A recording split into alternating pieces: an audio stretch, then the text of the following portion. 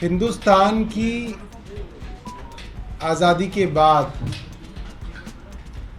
करीब 75 साल की आज़ादी हमने देखी और कई केंद्र सरकार अलग अलग पार्टियों की बनी, बड़ी बड़ी बहुमत वाली सरकारें इस देश के अंदर बनी। लोगों ने पार्टियों की दोस्ती भी देखी, राजनेताओं की दुश्मनी भी देखी, मगर आज तक के इतिहास में मुझे नहीं मालूम पड़ता कि कभी ऐसा हुआ हो कि केंद्र सरकार ने अपनी केंद्रीय एजेंसियों का इस्तेमाल या दुरुपयोग करते हुए पहले सरकार के नंबर 3 के मंत्री नेता को गिरफ्तार किया हो, सरकार और पार्टी के नंबर 2 के नेता को एजेंसियों का इस्तेमाल करके गिरफ्तार किया हो, और अब पार्टी के और सरकार के नंबर 1 के नेता की गिरफ्तारी की तैयारी की जा रही हो। ये कभी सुना नहीं गया कि अब केंद्र सरकार मुख्यमंत्री जी की गिरफ्तारी की तैयारी कर रही है। ऐसी क्या दुश्मनी हो गई प्रधानमंत्री जी की, भारतीय जनता पार्टी की,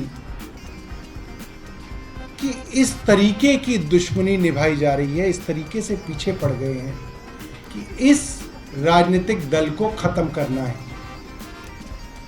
हम तो बहुत छोटी सी पार्टी है, सबसे छोटी पार्टी, सबसे नई पार्टी, 2 राज्यों में सरकार चलाते हैं। हमारा और प्रधानमंत्री जी का कोई कंपैरिजन ही नहीं है। भारतीय जनता पार्टी तो दुनिया की सबसे बड़ी पार्टी है। प्रधानमंत्री जी खुद कहते हैं कि मेरा डंका पूरे, जो कह सकते हैं, तीनों लोकों में मेरा डंका बज रहा है। ऐसा क्या हो गया कि केंद्र ने सारी ताकत अरविंद केजरीवाल जी के खिलाफ झोंक दी? सबके मन में सवाल है। दिल्ली में एक गरीब झुग्गी झोपड़ी में बैठा हुआ साइकिल रिक्शा चलाने वाला ये सोच रहा है,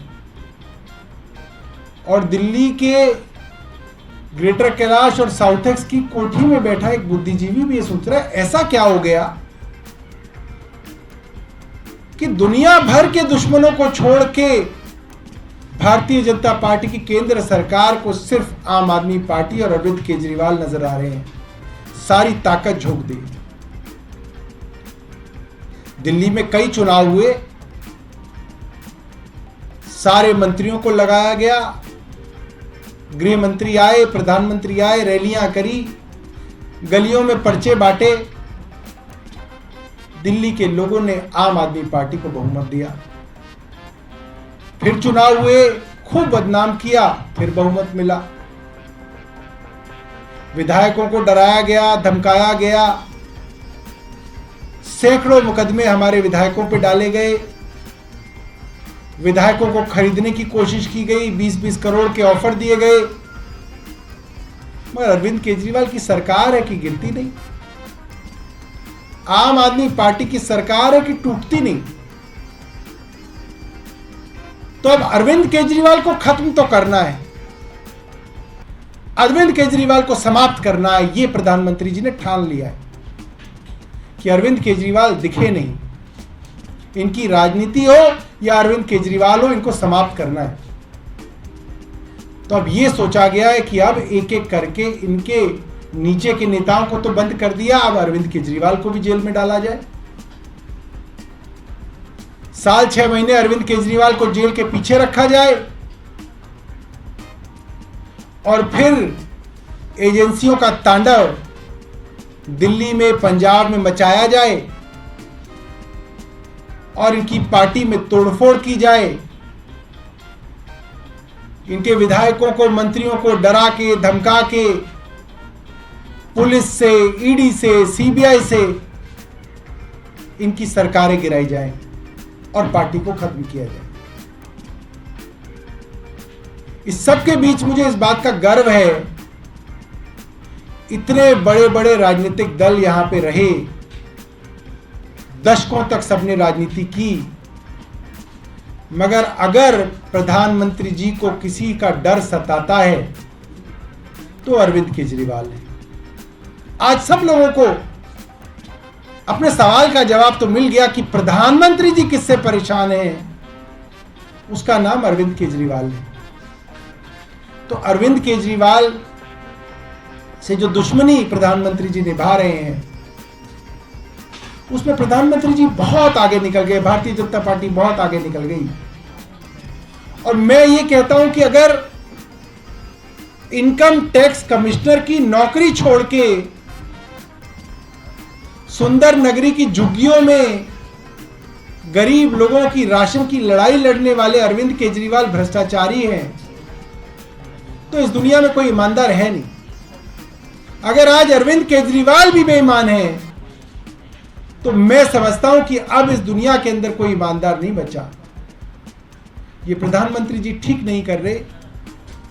बहुत सारे लोग हैं, दिल्ली में हैं, देश में हैं, जो प्रधानमंत्री जी को भी पसंद करते थे और अरविंद केजरीवाल जी को भी पसंद करते थे। एक बड़ा तबका है जो नेशनल इलेक्शन में प्रधानमंत्री जी को वोट डालता था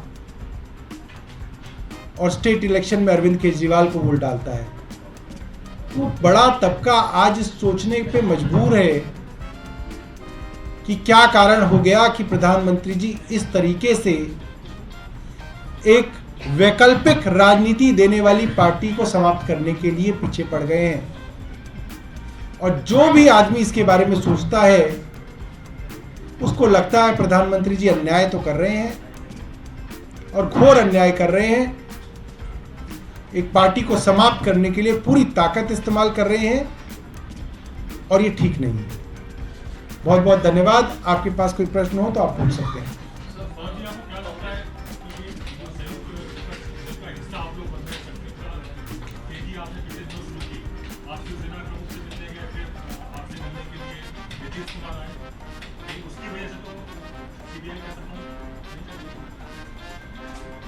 देखिए, अपोजिशन पार्टीज के अंदर तो बहुत सारी पार्टीज हैं, बड़ी बड़ी पार्टीज हैं। हम तो कुछ भी नहीं, हम तो बहुत छोटे प्लेयर हैं। पूरी ताकत केंद्र सरकार अरविंद केजरीवाल को समाप्त करने में क्यों लगा रही है, मुझे इसकी बड़ी चिंता है। हमें भी नहीं पता था कि हम इतने बड़े हैं। अरविंद केजरीवाल इतने बड़े नेता बन गए हैं अब कि प्रधानमंत्री ने सारी मर्यादाएं तोड़ के, सारे लोक लिहाज तोड़ के, सारी एजेंसियों को इस तरीके से पीछे लगाया है कि अब अरविंद केजरीवाल को समाप्त करिए। ये हमारे लिए भी बड़ी आश्चर्य की बात है। पता नहीं क्यों इस तरीके से हो रहा है। ये खबर आ रही है कि खड़गे ने अरविंद केजरीवाल से बात की, मल्लिकार्जुन खड़गे ने यूपी शामिल होने का। देखिए, मुझे ये जानकारी है राहुल गांधी जी को डिस्क्वालीफाई किया गया। अरविंद केजरीवाल पहले नेता थे गैर कांग्रेसी जिन्होंने सबसे पहले ट्वीट करके कहा ये गलत है। अगर अपोजिशन का नेता कोई प्रधानमंत्री जी और सरकार से सवाल करता है तो उसकी जुबान बंद कराने का ये तरीका ठीक नहीं है। और उन्होंने बयान दिया, जबकि लगातार कांग्रेस के लोग हमारे विषय में बयान दे रहे थे। मगर अगर आज खड़गे जी ने ऐसा कहा है तो हम इसका स्वागत करते हैं।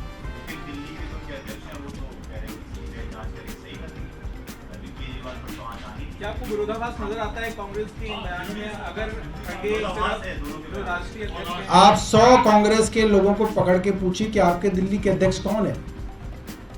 100 में से 100 कहेंगे कौन है। वो कोई नहीं है, ही इज नोबडी। इसके अलावा सवाल ये है कि सत्र बुलाया गया है, इसका मकसद क्या है और सत्र में आप किस एजेंडे को प्रस्तुत करने वाले हैं और क्या आपकी कोशिश है? दिल्ली के अंदर जो आज स्थिति है वो पूरे देश के किसी राज्य में आज तक नहीं हुई। ये अनप्रेसिडेंटेड है, कल्पना से परे है। तो दिल्ली की जो सबसे बड़ी पंचायत है, जो दिल्ली के लोकतंत्र का मंदिर है, वहां चर्चा ना हो ये तो संभव नहीं है। ये चर्चा तो आपकी मीडिया की जनरल चर्चा है, मगर जो असली आधिकारिक चर्चा है, जो दिल्ली के कोने कोने से चुने हुए विधायक हैं, जो उस कॉन्स्टिट्यूंसी को रिप्रेजेंट करते हैं, वो चर्चा असली चर्चा है, वो दिल्ली की चर्चा है, वो दिल्ली के लोगों की चर्चा है कि दिल्ली के चुने हुए प्रतिनिधि इस नई सिचुएशन के लिए क्या बात करते हैं। मुझे लगता है इस विषय में जो है विधानसभा बुलाई गई है और वहां उसकी चर्चा होगी। और अभी ऑपोजिशन की यूनिटी देखने को मिली, पार्लियामेंट में भी देखा किस तरीके से जेपीसी की डिमांड पे ऑपोजिशन एक साथ, तो क्या कुछ ऐसी प्लानिंग या डिस्कशन के ऑपोजिशन सीएम को लेके भी साथ आएगा या आगे मूवमेंट होगी? देखिए, हमें ये जानकारी नहीं है, मगर मुझे इतनी जानकारी है कि संजय सिंह जी के पास कई अपोजिशन के नेताओं के फोन आए, मैसेजेस आए। खुद मुख्यमंत्री जी के पास कई अपोजिशन के मुख्यमंत्रियों के और उनके अध्यक्षों के फोन आए, मैसेजेस आए। सब लोगों को चिंता है इस बात की कि ऐसा कभी देखा नहीं कि एक केंद्रीय सरकार इस तरीके से एक मुख्यमंत्री को गिरफ्तार करने की तैयारी कर रही हो। ये काफ़ी जो है हमारे लोकतंत्र के लिए जो है बड़ी चुनौती है। विधानसभा को विशेष अधिकार होते हैं, उसके तहत कोई और भी जाएगी? देखिए, मेरी ये जानकारी नहीं है।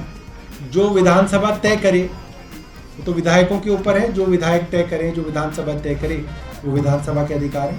कुछ पार्टी नेताओं के नाम बता सकते हैं जिन्होंने समर्थन किया, कौन है, नाम? अब क्या मेरे को कुछ रुके तो नाम पता है, अब जिनके बता दूंगा, जिनके छोड़ दूंगा, वो कहेंगे हमारा नाम नहीं लिया सौरभ जी ने, तो क्या है वो बिना बात कष्ट होगा उनको। तो सबका नाम लेके मैं आपको बता दूंगा। विपक्षी दलों के लोगों ने मतलब फोन करके समर्थन किया है।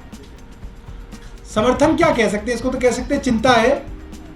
अब हमारे घर अगर हमारे बारे में इस तरीके की कोई सूचना है तो कोई रिश्तेदार फोन करके ये तो कहेगा नहीं कि हम समर्थन करते हैं आपका।